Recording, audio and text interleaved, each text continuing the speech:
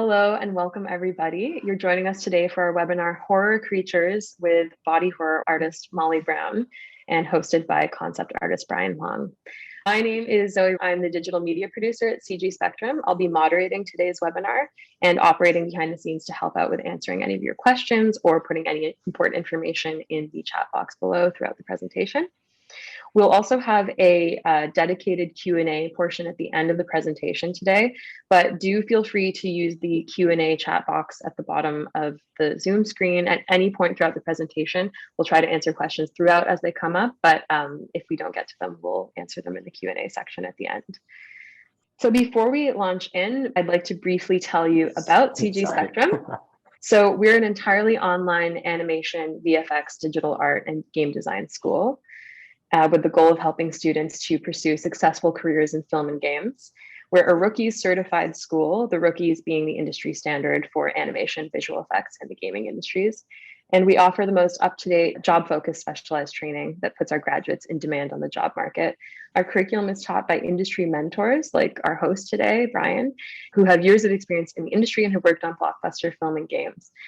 So we offer a range of opportunities from beginner courses all the way through to advanced diplomas. I'm going to tell you a little bit more about that after our conversation with Molly today. Our classes are offered in small online groups with a maximum of 4 students or via one-to-one private mentorship. I'll introduce our guest today, Molly. So we're joined by body horror artist Molly Brown. Hi, Molly. Hi. Welcome. Molly is actually a former CG Spectrum concept art student and an emerging creature/character designer with the goal to break into the film and games industry. She's known for her skillful body horror character design, as well as for the imaginative world building and storytelling accompanying her creations.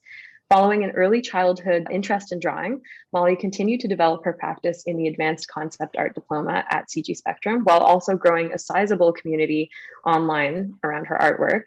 Today, her Instagram account, Deadly Melodic, has over 65,000 followers. Incredible. She's also the creator of an online horror drawing course offered via Class 101. Currently, she's developing her portfolio and working as a teaching assistant at CG Spectrum. And our host today, Brian's an art director and concept artist with work credits on PC and mobile games at studios like Blizzard Entertainment, among others. His game credits include work on World of Warcraft, The Burning Crusade, Wrath of the Light King, Cataclysm, StarCraft II, Wings of Liberty, StarCraft II, Heart of the Swarm, Diablo III, and more. Brian received his education in BFA from the famed Art Center College of Design in Pasadena, California. His artwork ranges from pre-production, concept art to highly rendered illustrations, specializing in previs and visual development for video games and cinematics, character design, illustration, and art direction. And last but not least, Brian is a concept art mentor at CG Spectrum. So I think we're all very excited to jump into our discussion today. We're going to see some sketches and examples of Molly's work and hear about how she got where she is today. So with that, I'll hand off to Brian, and I will see you at the end of our discussion. Thank you, Zoe. Hey everyone. I had the pleasure of mentoring Molly for the advanced concept art diploma, and we had the one-on-one classes for about 9 months. And I'll let Molly talk a little bit about herself and her background, how she got started. But as you can see, her interest is in body horror and horror, and that's sort of like her specialty and niche. So that was something that, in our time together at CGS, we wanted to really focus on and really push. And we actually even incorporated bringing in elements such as like 3D to help push the production and like the speed of turnaround and the precision of her work to really build up that body of artwork. So Molly, why don't you talk a little bit more about like how you got started and how you came about through your education to where you are now. All right, thank you, Brian. So I would say that I've been into art since like a really, really young age. I started drawing and doodling like little stupid little doodles at like the age of 2 or 3 when I could like hold a pencil even. And that kind of just like over the time, I sort of like developed that interest, and I started getting into like characters and creatures and stuff like that. So that's sort of when I went to High School of Arts in Pawtucket. And that's kind of where I started to develop a deeper interest in all things horror, like Uncanny Valley and everything like that. And from there, well, that's when I applied to Pratt MWP. I applied in a major of illustration. And so my first year went really, really well. It was more so like my fundamental year. So I did a lot of just like color theory. It was like painting techniques with like acrylics, oils. There was like a drawing class where we did figure drawing. We did still lifes. We did material renders, anything like that. Even like I did like sculpting. I was awful at sculpting, like with actual like materials like clays. I was really bad at it, but I still took the class and I got by. But my second year rolled around, and that's kind of when my illustration major took a little bit of a turn. And a lot of my classes were focused on like graphic design, and I started to become really unhappy with the work that I was making because a lot of it was about typography, kind of like 3D graphics and Illustrator, and learning how to use those sorts of softwares to develop maps, sort of like, I guess, like company logos and things like that. And what happened was I ended up dropping out. Sadly, I was doing really well. I was getting really good grades, but I was just really unhappy with the way my portfolio was looking. It wasn't geared towards what I wanted to do, which was concept art and creature design, environment design, anything like that. And that's when my parents actually helped me find CG Spectrum. My dad specifically was the one that found it, and he suggested that I look into it to see like, are the mentors up your alley? Like, do they do the work that you want to do? You should look at like the little small like free classes that are available on the website and stuff like that. And that's exactly what I did. And that's when I decided to enroll in the CGS Advanced Concept Art Diploma course. And then that's how I met you. And from there, it was a lot of just like developing my niche, developing my style, and even some incorporating 3D into my work process. Very cool. Thanks for sharing. Yeah, no problem. So yeah, we'll go into what is body horror. How did you get into that, and what is it about it that appeals to you? Well, when I was growing up, so a lot of like the movies that I watched seemed to be body horror. Like The Thing was it's an exceptional example of body horror, where it's like taking the human form and skewing it in really horrifying, grotesque ways. And for some reason, that kind of horror just kind of spoke to me in that, like, wow, this is what scares me more than anything else, like any creature, anything like that. So I kind of wanted to like understand, like, why did this make me scared? So what I noticed a lot when I was growing up, specifically with horror films, was a lot of them are not really that great. And I think that's because a lot of them sort of appeal to like jump scares, which is kind of like a brief feeling of surprise rather than horror. And I thought that was interesting because I was like, yeah, I get surprised. I get jump scared, but I thought body horror had a different way of doing that. It made me feel uneasy and it made me feel vulnerable. And I thought that was what was interesting. And the psychology behind it is like, it puts you in a state of vulnerability. Like you're not sure what to think of it. It's like this human body, but at the same time, there's something wrong with it. And then that's kind of when it goes into the uncanny valley. It's like, this is human. It appears human, but you can tell that there's like this air or aura of danger.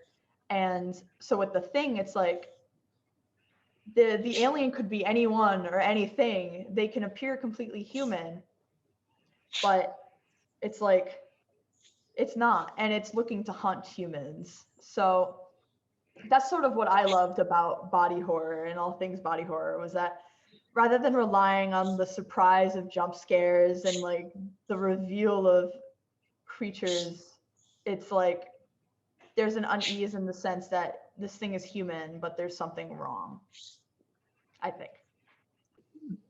Before I go ahead, like when you're talking about pulling from the psychology of the human body, are there any like other inspirations that you like to use when it comes to keying in on these fears and vulnerabilities?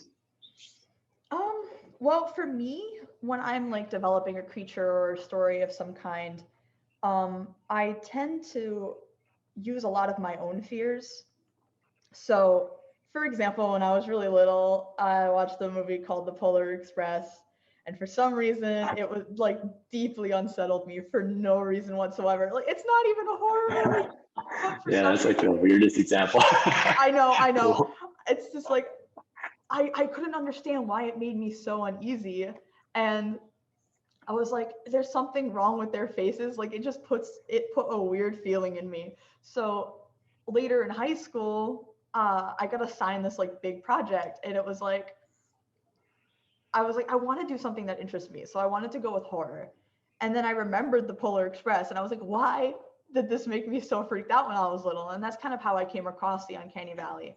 So now as I like move forward and I'm trying to find new sources of inspiration, I tend to take inspiration from things that are uncanny to me and different fears that I have, or like nightmares I have. Even I have those quite often, sadly, but I thought that taking my nightmares would maybe make things that are scary, because it's something I'm scared of. So why wouldn't other people be afraid, unless I'm just a big scaredy cat? So, and everything freaks me out in some way or another. But it's always been specifically the Uncanny Valley and things that are like synthetic, but are kind of sculpted to look human. That's another thing. Like robots always tend to freak me out. Mannequins, dolls really freak me out. Like, I guess it's like anything that isn't actually alive that looks human scares me, or anything that is not human that's mimicking a human, or even another animal.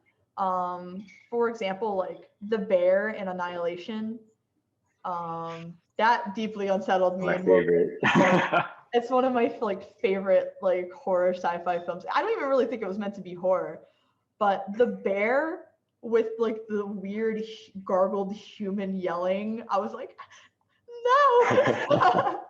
So like that's one of the things that really freaked me out for whatever reason. And it was because it was like, it almost didn't feel like a bear, and it looked like a bear, but obviously there were things off about it. And it was just like mixing the human and animal anatomy together that was unsettling. So yeah, sorry, I went on a ramble there. All good. Why don't you share some of your work so people can check out what you've been up to? I'm going to stop sharing right now and let you take over. All right. Okay. So a lot of my work again is like creatures and the things like that. So one of my favorite projects is actually this fairy design that I created. She was one of my biggest projects, specifically because like I had to hand place every feather, because I'm still kind of a beginner when it comes to like 3D. So I don't know how to do like nano meshes and stuff like that I've seen people do, or like they make brushes that are specific for feathers. Like I don't know how to do that stuff yet. I've been trying to figure it out, but a lot of that stuff is not available on YouTube. But she was one of my most, I guess, challenging products that I've like ever tried to push out for a story. What she's supposed to be is like a dark fantasy fairy take. And what's funny is like what happened with her was that I was trying to make a different creature, and I had these sketches lying around, and I didn't use them for that creature in particular. I ended up going with a different design, but then I ended up going back to this creature, and I was like, hey, I could use this for something. I could just take this design and have fun with it. And that's what I ended up doing. So I took them from these really, really rough sketches, and I went into ZBrush, and I started developing this creature anatomically and by placing the feathers, trying to figure out what the best way to do it was. I found out that like making my own feather card was probably the easiest way to do it. So I ended up making all these texture maps, all these different kinds of feathers, because I wanted to have some variety. I didn't want to just have the same feather over and over again. That would have been really, really boring. But I did like all these different feathers. There's even more than this. This is just a few of them that I made. And I ended up applying texture maps to these to get the end result where there are like differentiations in the feather sizes, the way the feathers curve and everything like that. And so yeah, she's one of my most ambitious. I still struggle with typology. I'm still trying like my best to figure out how it works. I knew from the rookies that I was lacking edge loops on the face, so that's something I need to improve on, and I hope to continue improving on that with future designs, or even go back to her and mess with her designs. But yeah, so she was a big project. She was very, very fun to make. Extremely ambitious, but I was happy with the result that I got. Another ambitious character was this character that I call Enoch, son of Cain, and he's for a story. And he was kind of meant to be like, I guess like video game protagonist. What I did was I wanted to make like a human character for once and try to go and create some form of clothing and accessories. And I did that all in ZBrush because I don't have a lot of different like 3D softwares. I only have Maya and ZBrush. So I'm a little bit limited in the things that I can pull off, specifically with clothes. Because I think I can't remember the name of the software, but it's some different kind of clothes designer software that looks really nice, but I cannot afford it at the moment. Marvelous Designer. Yes, thank you. Yes, Marvelous Designer. I've seen like industry professionals use it, and I'm like, can't afford that, but that looks cool. So what I did was I ended up using like this new thing in ZBrush that came out. I can't remember the exact name of it, but it was really helpful in just at least making it look semblance like cloth. It's like this gravity like fabric simulator thing that it lets you do if you have like the right setup. But I created the mask, created the body, the sword, and everything like that. And I tried to make a character with accessories, same with the bandages. Another really ambitious character. I think I spent like a month rendering just the skin because I wanted it to look as realistic as possible, especially on like the hands. I wanted to like get close-ups of that and like really push myself to achieve detail in these characters, because with 2D it's really hard to get these kinds of details without it taking like forever, or getting all these different angles and lighting and stuff like that. So that was another character I created for actually the same story that the fairy is a part of. And the last one I'll share is this other one that's relatively new. I call him Gilbert just because I thought it was funny because gills and he's a fish. But this was another really, really fun character. He wasn't as ambitious as the others, but I wanted to try to create like an aquatic creature because I hadn't done that before. The most ambitious thing I think was the sort of membranes that go along the side, because I was inspired by like eels and stuff like that. But what was fun about this character is this was when I was like starting to gather more references and try to embellish on using 2D and 3D in tangent with each other, and that I was able to like, I guess like paint over textures to see which one I thought suited the character best. So I was trying out different references of different fish, like this like deep sea creature for this one, and then this kind of veiny goblin shark for this one. I ended up kind of going with the goblin shark look just because I thought it looked a little bit more uncanny and that it resembled a human a bit more, and kind of like a drowned corpse, and I thought that was freaky too. But this character was a lot of fun. It's not as ambitious as the others, but I was still pretty proud of the typology. Again, I'm missing edge loops, but I'm still learning, and I'm still trying to develop like 3D. I'm still really new to it, I think. But yeah, that would be Gilbert. I don't want to talk too long, so I'm trying to go these really quick. But yeah, and then if anybody ever wants to like look at my work, if you just type in deadlymelodic.com, my projects should come up. There's quite a lot that are just 2D. There's a lot that are like a mix of the two. But my most recent ones are primarily 3D. Yeah, so I'll hand this back to you, Brian, so I don't take too long and keep rambling. Worries. So what was really cool about working with Molly was how she incorporated different tools into her workflow. So that helped her to be able to produce a lot of work really quickly. So probably faster than I can do, because you started being able to do like front views, back views, like, and that's kind of the direction that the industry is sort of shifting into. It's moving a little bit away from just being like a pure Photoshop 2D artist, like kind of taking on like all sorts of different tools. So I think for you, that's fantastic.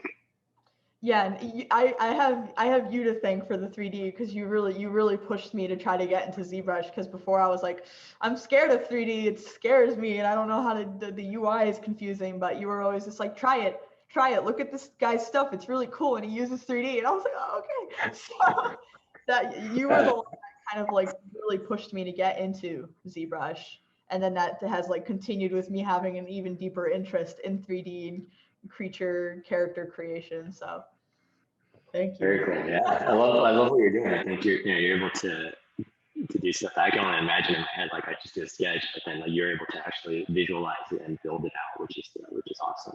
Yeah. How do you? So I'm just gonna go back to this slide real quick. Where to start? You want to talk about like how you're pulling inspiration for some of these characters, like where you're drawing from, and just kind of talk about that a little bit for the audience.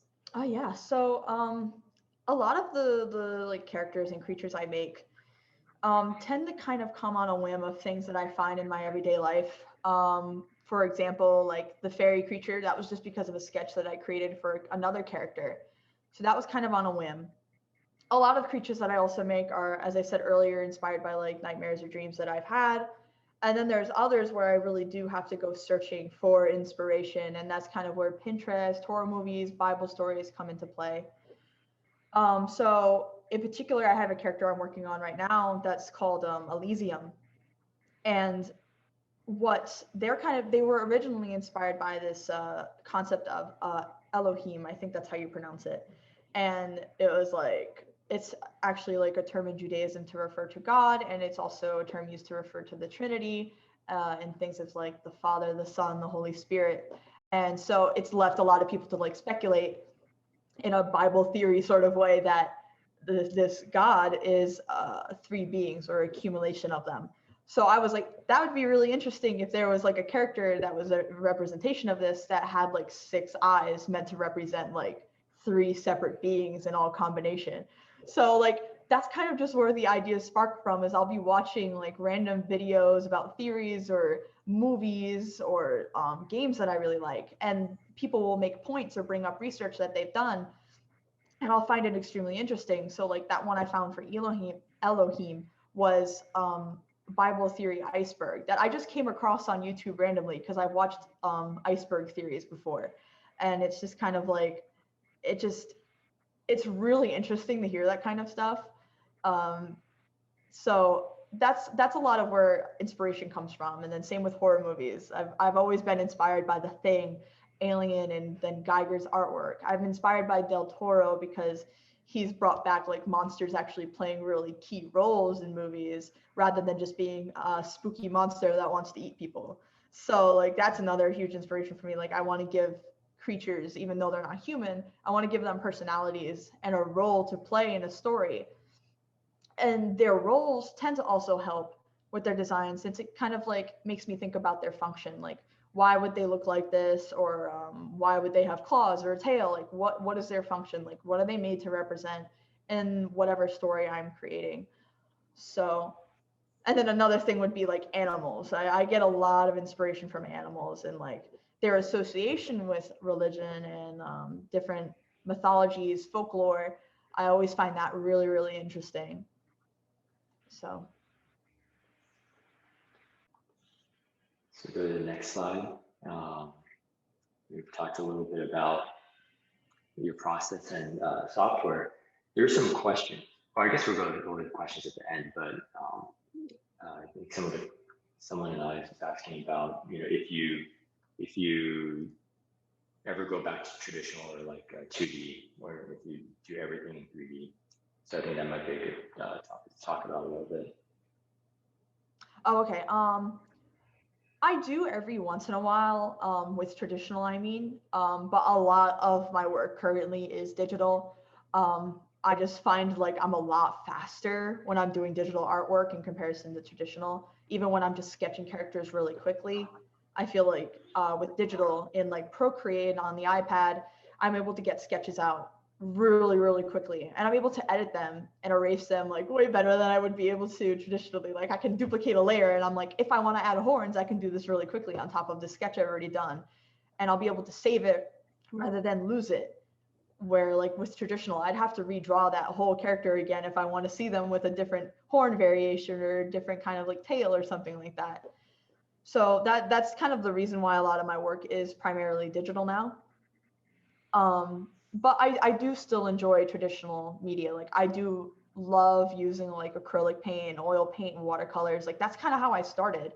I was initially a traditional artist, like solely up until like sophomore, junior year. That's when I finally started getting into digital. I was like one of the last people to get into digital in my like friend group even. So I was a traditional artist for a very long time, and I was still making character designs that way. But the moment I got into digital, I was like, okay, yeah, this makes sense. I understand why people do this.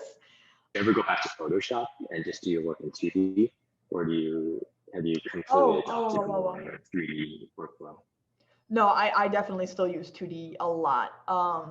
I do a lot more 2D for like concepting and trying to like figure out what I want the creature to look like before I go into a full 3D model.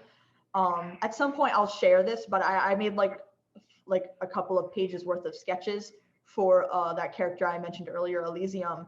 And it's like all my notes and stuff like that I've been taking. And all of it is strictly 2D. So I do a lot of concepting, like concept art, like usually 2D. And then the final character renders tend to be 3D. Awesome. And then why don't you talk a little bit about your tips for success for designing your characters and your creatures? For me, I guess like successful. I feel like when I'm creating a monster, what tends to scare me would be human elements in something that's not human. Again, I brought up the uncanny valley before, and I'll bring it up again because that's like one of my like major fundamentals is always trying to find a way to like merge human and animal anatomy. I always think that's a really compelling way to put unease in someone rather than strictly being like, I'm going to give this creature sharp teeth so it can like pull you apart.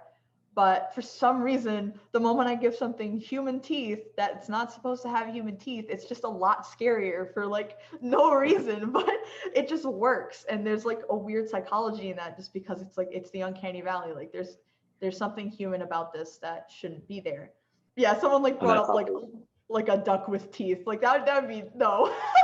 If I saw that coming at me. Yeah, I remember looking at fish with human-looking teeth when we were in class together. Yep.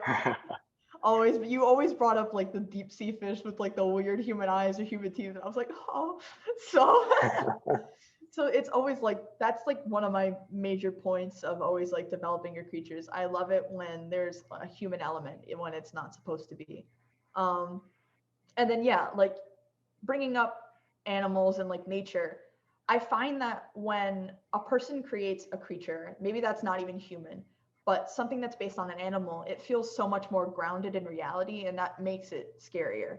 It's like almost like instead of making it like a blob of like tentacles and spikes that you can't really imagine functioning. It's like if you give this creature like based on some kind of anatomy, whether it's an animal or an insect, even a plant of some kind, it's like suddenly I can imagine that in real life and I can see it functioning in a setting that I'm in. And that also just makes it a little bit scary. Like, you know how that creature works now, and you can like be like, this looks like a lion, so I can imagine it has the power of a lion. or this looks like a spider, so I'm scared of spiders, and that's kind of freaky. So I feel like that's another like major thing, is like trying to ground a creature in reality by utilizing the things in life that you see every day, just like even like pictures of animals, and like studying their anatomy to make it make sense to you is extremely important when creating a creature of any kind. That's what I tend to do. Yeah, it brings a familiarity and uh, makes it so that things don't seem out of place or kind of just like completely made up. So I think Yeah. it really helps to anchor and root a design. Yes. Cool. So let's talk about building and maintaining an audience. So I wasn't really like serious about Instagram back in college. I was just kind of like posting there to have a place to have a portfolio. So if I ever wanted to just show somebody really quickly, I could be like, oh yeah, here's my Instagram. Like if you want to like look at any of my work, it's like basically all there. I'm not afraid to like post like funny sketches or anything like that, like while my actual website is a lot more professional. So what started to happen, I think, was I tended to stay really genuine. I was just posting things that I loved. I loved doing. I liked making jokes about my horror designs, even though they're meant to be horrific. Um, I I was passionate about what I was making, even if there was only like a few people that were really seeing it. I was making it for them. So I wasn't really paying attention to the numbers or anything like that. It was just like a place where I was having fun, and I was making creatures, and I was making like fun little comics about them that weren't as polished, but it was just still fun. Um, and I think that's kind of like what started to reel people in a little bit, was like I wasn't afraid to show like a funny side to these horrifying creatures that I was making.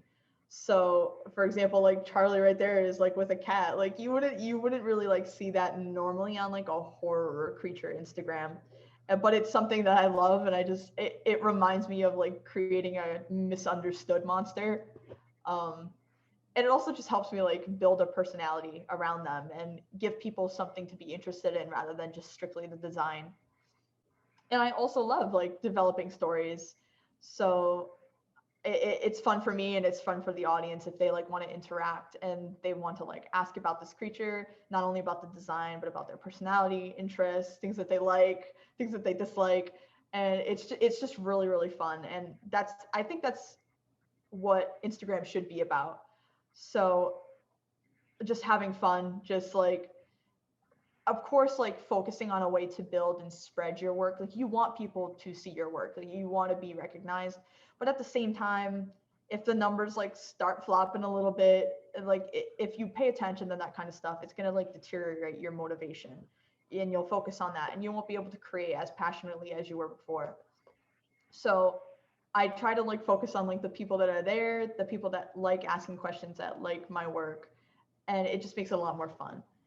And they're like, my followers are one of the main reasons I've probably drawn as much as I have and created as much as I have, because I love interacting with people, and I love talking to them in messages. I love talking to them in comments. It's a place where I can express my passions openly and not like be like, why are you making a creature like look curiously at a cat? Like, why are you doing that? I'm like, it's just for fun. Like, it's just and people enjoy it. They just it's just like good fun. It's Yeah, the audience everything resonates with them, so I think that's where they're drawn to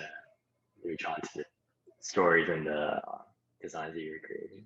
yeah, exactly. It's like, oh, this creature's an animal lover. It's like, I'm also an animal lover, therefore we have something in common. Like, it's just like these little funny human traits that I want to give like creatures that don't exactly look human, but they're still human in a sense, and that makes people remember them. And yeah, that's what I love doing. So a lot of like the motivation and desire I have to create comes from people like being interested in the stuff and having fun with me along the way. So I think a lot Very of that cool. has what helps like build an audience. It's just like being interactive, doing what you love, and just, I guess, hoping that people love it too, even if sometimes you can get a little overbearing. Awesome. Very cool. Let's go over to Q&A and Zoe will take back over. Yeah, so we've got a ton of questions for you, Molly. Awesome. I'm wondering if you wanted to start out before we dive into the Q&A. Did you want to share those sketches and the notes that you were talking about? Yeah, sure, totally. Let me pull that up really quickly. Sure. Yeah. Good. Also, this is like the most beautiful sketch page. I was telling Molly earlier, it looks like it's out of a coffee table book or something. Like, thank you. It's so gorgeous. Thank you. But I was like, I just wanted to like put this quickly together. I'm not going to read everything because it's like paragraphs, but like, I just wanted to like quickly like walk through my process with this character because they're not completed yet, but there's still something that's like in development, something I've been working really hard on to try to put together. So like the first thing that I started with was like biblically accurate angels. I thought that they were amazing, and I was like, I want a character with a lot of eyes. So, and that kind of came along with the concept of Elohim, which I brought up earlier, was just like that. It was like the concept of it being the Trinity, the Father, the Son, the Spirit. And so that led to me giving this entity like 6 eyes, 3 sets of 2, and therefore representing 3 beings in 1. But I added a 7th in the center to kind of represent the all-seeing. So that's the only one that never closes in this kind of sketch. And I went with like wings, multiple arms, and that was all just based on like biblically accurate angels. Like I was trying to like amp up the human anatomy and make it weird and wonky. So that was kind of how that one went. Can I go next? Oh, uh-oh. I went too quickly. Sorry. Okay. So then this one, I started getting into the idea of Elysium, and that's kind of the name I went with. When I chose the name Elysium, I knew it had something to do with paradise. And so what that made me do was like, I want to look at paintings of paradise that were like created in ancient times to see like, what did they think would paradise look like? And that's when I kind of like noticed the abundance of animals, like an insane amount of them. And the one that was really recurring to me was deer. So deer showed up in almost every single image of paradise that I found. And this was just like a few of them. But I saved quite a few and was just kind of like point out where I found them and where they showed up in like these sort of religious paintings. And so I was like, I could try to like implement a deer-like quality into this creature. And I think that would be really interesting in that it's like wrapping up the idea of Elysium and that it's a paradise and that's where these animals tend to thrive. So seeing all these deer and choosing deer, I went and started researching deer in religious associations, folklore, anything like that.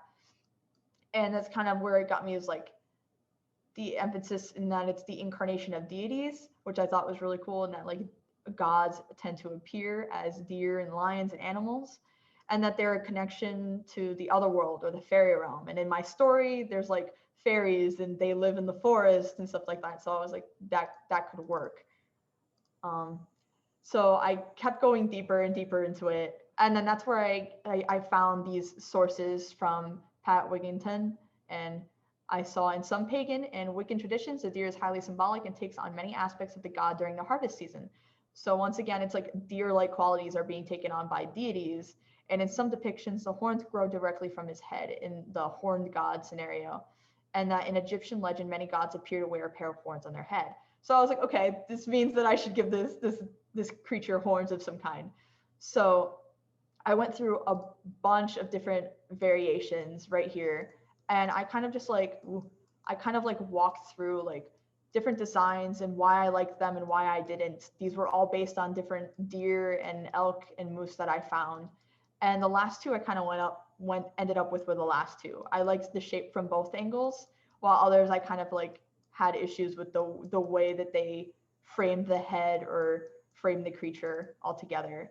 So I went with an elongated version and then kind of built on it. And then this was just Amazing. like something, thank you. This was like something a follower brought up to me in this folklore called the not deer, which are like deer that appear normal but are not, and that they have like one too many eyes or too many legs or something like that. And it kind of made me think of the uncanny valley. And I was like, hey, my creature has too many eyes and this deer has too many eyes. That kind of works, I guess. I just brought that up because I thought it was quite interesting. Absolutely. It's so fascinating to see sort of step by step what your process is. It's really cool. So I think let's try to answer. We have a few questions in the Q&A section, so let's try to power through them. So from Maddie, do you feel that having the knowledge from CG Spectrum helped you build a better portfolio? And if you've worked for anyone, did your employers favor you because you had a degree with CGS? I definitely feel like without CG Spectrum, I would not be nearly as far as I am now in terms of my portfolio. As I said, Brian was one of the many reasons I even got into 3D. Like 3D was not something I had in mind when I was trying to become a concept artist. And when Brian kind of like pushed me to get into 3D, try to implement it into your concept art, like even if you don't do it completely, just like take those, like do very basic forms in ZBrush and see how they can influence your work and make it appear more realistic. If I did not have that, I would not have gotten into 3D at all. And I think 3D is one of the major reasons why my art has changed so drastically. And it's like, it's helped me create like creatures I never imagined creating in a 2D sense, like getting all these different angles and understanding the anatomy to this degree. So CG Spectrum, I feel like, is a really good place if you want to like push yourself in out of your comfort zone and get into like territories you never thought you would get into. Like they're going to bring up options to you that is in the professional industry that you didn't really even know existed. Yeah, and I think also what we talked about before, Molly, is that you have sort of opened up the possibilities for working in different kinds of games and like cinematics. And so it's really opened up a lot of doors for the opportunities for what you can do with your artwork, which is really cool. Exactly. Dylan asked, what equipment do you need to start in ZBrush, and can creatures be used to be imported into software like Unreal Engine? So for ZBrush, I definitely recommend a tablet and then a computer that at least has the minimum specs of ZBrush. Initially, I needed to get a new computer because it could not handle ZBrush and the way I was trying to get the details in these creatures when I started trying to get more into 3D. I would recommend just doing some research and looking up the minimum specs and then like figuring out if there's like a computer out there, a laptop even, that can handle ZBrush. I know there's also a thing like ZBrush Core that's not as intense as ZBrush, that is cheaper, but it does lack some of ZBrush's elements, but it still could get you the results that you want if you still want to be strictly 2D but want to implement some 3D into your process. Can creatures be used? So with ZBrush, if you're just using ZBrush, to have it imported into softwares like Unreal Engine, Blender, Maya, sadly, you'd need to decimate your model, which means you'd have to take the poly count way down. Otherwise, they cannot be imported. You'd have to decimate them and you'd have to take them into a software like Maya or Blender, and you'd have to retopologize that model to get the typology way, way down and create UDOMs or UVs for your creature. Because if you don't, those details are not going to be transported over, and that creature won't be able to function if you want to like rig it. If you want to light it, even just render it, like it won't be possible unless those polygons are taken down to a significantly lower amount. Because I know when I'm working on a character pretty hard, I can get up to the millions. And softwares like Maya, if you have like a tool or something that's like 7,000, it can sometimes even struggle. So if you want to like take creatures that are in ZBrush into different softwares that are more, I guess like general 3D rather than just sculpting, you definitely need some kind of software where you can retopologize and create a creature that's very, very few polys so you can apply textures and give them the detail that they need to be able to function in that sort of software. Awesome, thank you. Sydney asked more of a personal workflow question. When you start a project, do you work on only that project until you're finished, or do you bounce around between projects? Oh my God, I'm so bad at like staying focused on a project, like really bad. Typically, like I'll have projects. I have quite a few that I'm still like working on as time goes on. Like I jump back and forth between a bunch of them. If I have an idea, I'm like, okay, I'll do that now. And if I get like sick of that idea, I'll be like, I'm gonna go back to the other one. So I don't strictly focus until I'm done. Creatures I will finish, but actually like whole world projects, I definitely bounce around and sometimes even procrastinate because like it's hard to like do this all on your own. You're making the environments, the story, the creatures, the characters. It's a lot, and to focus on that for a long time, it would take like years. So I kind of recommend like having bigger projects, but then having smaller projects just to take a break and work on other things so you don't completely like drain yourself trying to focus on one project. It's good to take steps back and sort of like ponder other projects and then come back to that bigger project with fresh eyes, and you might see things that or think about things that you didn't think about before because you're just so overwhelmed with the elements that were already in front of you. Totally. And I think it helps with motivation too, to have something smaller that you can sort of, you have little wins along the way, and then you don't get overwhelmed by the massive, Yeah, exactly. the big one. Like, I'll have a creature I've been working on for like 3 months and I'm like, I'm losing my mind because now I'm seeing things that I hate that I put in like a month ago and now I can't get rid of them. So like it kind of drives you crazy. It's like you keep changing the creature now because you've been working on it for so long that it's like I need to take a break and then come back again. Like I did that with the fairy design constantly. I worked on that for so long that I was like, I kind of hate the design now, but there's no way to go back. Like, so it's like, I give it up. Yeah. yeah, it's like, I gotta just finish this creature. Otherwise I'll keep changing it. It will never finish. How do you make anatomically correct, how do you make your creatures anatomically correct when you're creating horror creatures or any creatures? Asks Maria. What I tend to do is like a lot of the references I use are actually photo references or actual like autopsies, which is a little bit hard to look at if you're not into gore, but like those are definitely like images that they're real and they're correct because they're a real person or a real animal. So you don't have to worry about if you're looking at like an artist's rendition of human anatomy or animal anatomy, you don't have to worry about maybe the subtle changes that they made stylistically. So photos, there's even like, I don't know what they're called, but like, you know, the kind of like the fake skeletons and that are like in a studio, like those are really good too because they're based on like actual human people that have been like casted. Those are really good. And then another one that I tend to use a lot is actually ZBrush sculpts that people have made, like anatomy sculpts and animal sculpts that are without fur or without anything like that.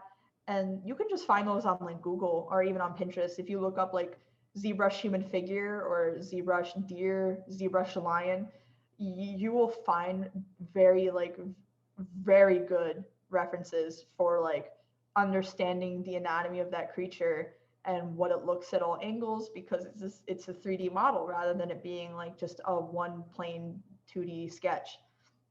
So I tend to study those a lot. And I try my best to understand how they function by like watching videos of the animal or the person that like running, doing things. I have anatomical textbooks because my mom actually is a cardiac sonographer. So she actually has a lot of textbooks that she's lended to me about medical things that I can't understand, but they have good pictures and they have good references. So I tend to use those a lot too. So I thought that would be that's kind of like the way I've studied anatomy and things of the like. Did you develop your style more from your previous traditional school, from CGS, or independently of school, asks Alessandra? And I think probably what she's referring to is sort of your niche in body horror. Oh, I think I developed it more so in high school by myself. Obviously, like along the way, continuing to work on that niche, I've developed it more and more through CGS, through Pratt MWP, through any of my own personal projects. Like, but I think my body horror or my interest in horror at least started specifically with high school and like trying to get into like the psyche about it because I was in a lot of like English and science classes and they were asking a lot of those questions and I just thought it was interesting. So, but then college came around and that's kind of when I went full board into just body horror and creatures and stuff like that. And from there it's developed. As I said, I went to Pratt for a while. I developed it on my own because a lot of the actual assignments I was doing were fundamental. They didn't want you making a creature. They wanted you to do a self-portrait. And so that was kind of just like more developing my techniques and my own artistic fundamentals and making me stronger in anatomy, color, composition, things like that. And on my own, I was developing my own like body horror, uncanny valley stuff. And it was extremely helpful in just getting a style of some kind. Sometimes I just think I do realistic things, but people tend to think that I actually do have a style, and that's really nice because I get worried that it's just realism. But yeah, so I'd say that it's been a long process, just like doing my own thing. If I notice things I like in my style, I'll keep it. If I don't like it, I try to develop it and change it. Yeah, so I think that's kind of like how my style has developed over time.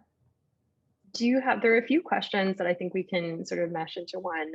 Georgia's asked, have you ever received negative reactions from your art and how did you deal with it? And we had another question from Patty asking about whether people are ever offended by your art. Is that something you've had to deal with, and how do you kind of approach that? So I haven't had really people like get seriously offended. I've had like really nice followers that have approached me and been like, hey, some people might find this offensive if they like, for example, when I previously went with Elohim, I was told by a Jewish follower that this could be perceived as offensive because you're taking a sacred name and using it to create a character. So that's why I ended up changing it, and I ended up going with Elysium, which is more so just a paradise of some kind. So it does happen sometimes, but I haven't had really bad encounters. For example, I think the only thing I've ever remembered is like some person called me mentally ill because I was drawing body horror, and I was like, I'm not mentally ill, but you're the one that's being way more offensive by saying because of what I draw, I'm mentally ill. You're the one that's like changing it on yourself. So like, it's more so like, I haven't had that happen, but I've had people that have been like, you're mentally ill for making things. And how I tend to just deal with that is like, if they don't like it, they can go. Like I'm just gonna keep making what I like. And a lot of times I will be extremely respectful and understanding if I use something, just like the Elohim thing. I changed it immediately and I apologized if I did offend anybody.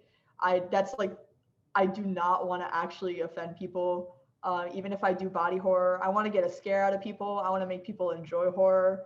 I want people to enjoy monsters and like the craft that goes into creating like psychologically scary creatures. But like, if I ever offend anyone like with a disability of some kind, or if an ethnicity, even if I like make the character like extremely white or extremely dark, it's like that was never my intention. Like that was never something that even crossed my mind when I was creating a creature. It was probably more so based on a concept of like the void, nothingness. So I went with pure white. Like a lot of times it's like, I'm not making anything with ill intent. I'm making it because I'm like, I think this would look cool with this design. It's based on this concept. And yeah, so typically like if I do offend anybody and they give me a reason, and if it makes sense and I'm like, oh my God, I'm so sorry, that is not what I meant to do. Just like with Elohim, I will change the design and I'll change like the concept. As I said, just what I did with Elysium, because I was very afraid of offending someone. No one actually strictly said they were offended, but that's one of my greatest fears. I'm also like not good with confrontation. So like with anything like that. But yeah, I guess it's like, just be open. If art does come across as offensive, be open. Don't be, I guess, mean and be like, you're being sensitive. Like, understand that there's people, if they're offended by something, like, especially like, be open to hearing them and get their side of the story. You can relay yours, but at the end of the day, if they're offended for that particular thing, like it's best to communicate. And if there's a way to change it, there's probably still a good way to change it. Like, I feel like my creature now is better off with Elysium as a term and a way cooler design than it was going to be originally if I just kept going with Elohim. So, yeah. Do you think that focusing on the same themes has helped you development in helped your development in character creation? Asked Gina. So you've obviously had this interest for, for several years since you were a kid, and then you started really working on it in high school. Yeah, do you think that having sort of a very focused niche has really helped your development for character creation? I definitely think so, especially in like a horror aspect. It's like I could be jumping around a lot, but I tend to focus on like sci-fi horror and dark fantasy horror. Like those two things like I love dearly, and I want to continue to get better at like creating creatures that could function in those genres. I know that the more and more I continue to create creatures, the more I like, I guess, understand what makes them scary in a different way, or what makes them eerily beautiful in a different way. And it's not only that, it's like, I guess going into this niche really deeply has kind of helped me see the different avenues that body horror can take and the different things I can do with it. So it's like body horror sounds really niche, but at the end of the day, it's actually extremely broad. And that it's like I can make a human, but I can also make it with an animal. So it's not like it's just a creature feature or it's some kind of horror. Like body horror is very open, and I feel like eldritch horror kind of bottles down into body horror. Creature features, as I said, bottles down into body horror. Um, like even supernatural sometimes bottles down into body horror because it's a human that's not. It's like this apparition of some kind, and there's qualities about it that make it scary, like Crimson Peak. Those were ghosts, but they were obviously human, and it was supernatural, but it was still body horror, and that they were contorted in a way that made you uneasy. So it is a niche, but at the same time, it's like anybody could get into body horror, and they can make a creature that is body horror-esque without even meaning to. And I feel like understanding that and like really diving deep into it has opened that kind of like all those different windows about like what body horror can be. And I'm trying to like extend out of my comfort zone a little bit and get into dark fantasy a little bit more with creatures like my fairy, Elysium, as I've been doing. Like I would consider those like dark fantasy, and other ones that I've made more like science fiction body horror.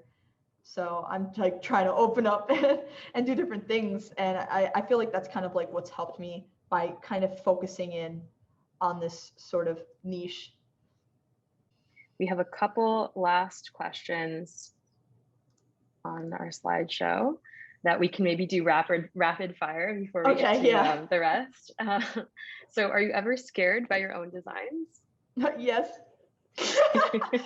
Short answer, yes. Yeah, I'll have nightmares about them sometimes. And it's like, oh boy, okay. Do you have specific favorite references? Oh, I definitely feel like cool, like New Testament, Old Testament Bible stories are some of my favorites, as well as animals and things in nature, like just things that happen in nature that are really scary and freaky, like the wasp that like lays its eggs in other insects and it comes out like a chest burster and alien. I'm like, I didn't know they got that from that, but they did. So I definitely think like Bible story concepts and then nature are like two of my favorite things to pull from. Cool. Do you have other online communities apart from Instagram, or is that sort of where you focus your energy for all of your for sharing all of your artwork? Yeah, I definitely think like Instagram is probably my most active. I do have like a Twitter, but I barely use it because I'm like, I don't know how it works still. I'm kind of a noob at it. I'm kind of like a grandma in the sense of the internet. And then the only other thing would be like ArtStation, which is a little bit more professional than my Instagram, but it still has a lot of my work. And then my website, which is a lot more of like my process with each project rather than like my Instagram, which is like the renders. Right. So those are like kind of like the two things that I use besides Instagram. Yeah, and I've shared those in the chat, so if anybody's curious to see those, you can scroll up and find them there. We also have a link here to Molly's course at Class 101, so that is a body horror drawing course. So definitely check that out. I also put a link to that in the chat. Thank you. So I will tell you a little bit about the concept art courses at CG Spectrum. We have a range of courses available in the department. Brian, our host today, is one of our concept art mentors, obviously was Molly's mentor, so you can learn directly from Brian. We also have a ton of other mentors. The courses we offer in digital painting range from introduction to concept art and illustration all the way through to our advanced concept art diploma, which is what Molly was enrolled in. You have an established digital artist as your guide, and you learn to plan, develop, and present industry standard artwork. Plus, you'll graduate with original art for your portfolio, which is obviously really important, and I think Molly can attest to. Yes. For those wondering, also traditional artists are welcome, so you can sort of start from the ground up. Your course includes all the software licenses you'll need. In this case, it's Photoshop, and courses are scheduled up so that you get a live Q&A with your mentor every week. So you have small courses like four students to one mentor, or you can do one-on-one mentoring. We also have a dedicated career development manager to give you additional support to get you in front of employers. And you'll also learn how to market yourself and build relationships with employees, which is obviously really important to set you up to be ready to enter the job market once you've finished your studies. We also have a really wonderful active online community that includes students, alumni, and mentors, which is one of my favorite parts of the school. It's really special. Which you have access to as a student. The Advanced Concept Art Diploma is 9 months long, and if you apply by July 25th, you can start next month in August. I also want to tell you guys about our open days. We're doing a virtual open house, our first ever open house on July 27th at 6 p.m. Eastern Time. If you follow the link on this page, or it's also in the chat, you can register to attend. We'll also be sending out a recording of that. So if you're not able to make it live, definitely register and we'll send you the recording after the fact. And we are partnering with Wacom and giving away a Wacom Cintiq tablet. So that is really cool. So definitely don't sleep on that. And you'll get a lot more information about the school and the courses we offer and get to know us. So that will be a really fun event. Don't miss it. While you're on our website, check out our resources page. We have so many great free resources available, including webinars like this one. We have live stream on on YouTube 7 times a week. And that's a great way to drop in and get to know our mentors and see, not only get some technical pointers, but also kind of get to know who we are and what we're about. Thank you so much to everyone for joining. Thanks to Brian for hosting. And thank you so much to Molly for sharing your process with us. It's so fascinating. Your artwork is just splendid. Like, it's really amazing and inspirational. I think one of the points of your story that really resonates with me the most is how you were able to sort of pivot successfully between, you were able to course correct and decide, like, the path that I'm on right now is not the best for me. And you started at CGS and really leaned into kind of broadening everything and opening up and learning new things, which is kind of intimidating, but I think you've navigated that really gracefully. So that's an inspiration, definitely, for me. Thank you to everyone for joining. We'll be emailing out a replay, so look for that in your inbox in the next 24 hours. And our website and email address are on screen right now. Check us out and drop us a line at hello@cgspectrum.com. We can answer any questions there, and we'd love to hear from you. Thanks, everyone. Thank you, guys. Bye, Molly. Bye, Zoe.